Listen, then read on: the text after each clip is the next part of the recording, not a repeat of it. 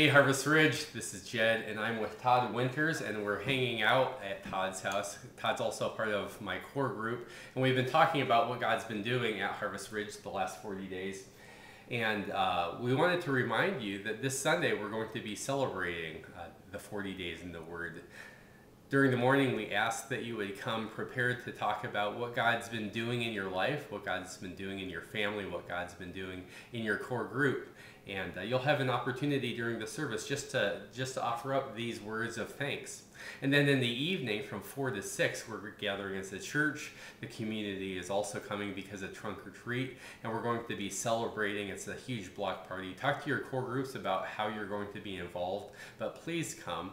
And then on Sunday, because nothing else is happening, there's this 15-minute window right after the second service, and there's a congregational meeting. And Todd, there's going to be a vote on our bylaws, and these things have not been touched for 15 years, and so it's kind of a big deal, and we want Harvest Ridge to be completely prepared. And so tell us a little bit about what the bylaw change is about and why we're proposing it. Thanks, Jed. I mean, there's several bylaws changes we're making, but the main one is a leadership team. Right now they currently serve 2-year terms, and they're limited. So the main change we're making is we're going to unlimited terms. Yeah. And probably the main reason we're doing that is looking for the unity of the leadership team, the staff, and the congregation. And that's really key that they are unified and they're working in unison. Yeah. Yeah, it just struck me that I've only been here coming up on 2 years, and if we didn't make these changes, we were moving into a situation where the leadership team that was present when I started would be completely different than 2 years down the road. And so we're looking at how to provide consistency and health and unity. Todd, probably what some people are going to be wondering about and worrying about is the thought of maybe the wrong people getting on the leadership team and then staying planted in the leadership team, and maybe taking a power grab, or maybe the pastor would become a leadership team kingmaker and just assign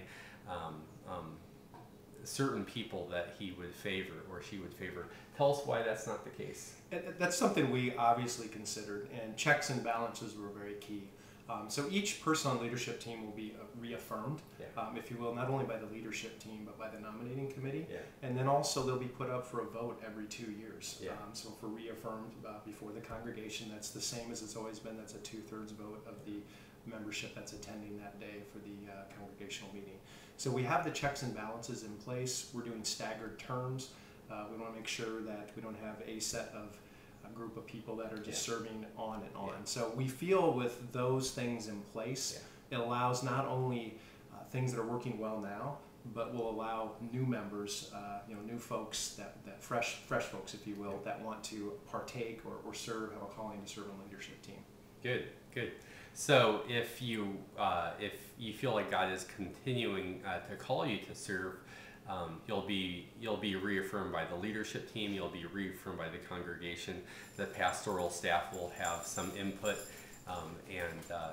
and ultimately, I think this is going to bring us into a position which the decisions that the leadership team is making will be implemented by the majority of that leadership team. So we'll see you during those 15 minutes, and at the celebration on the front end, and the celebration in the evening. So thanks for watching and listening and investing.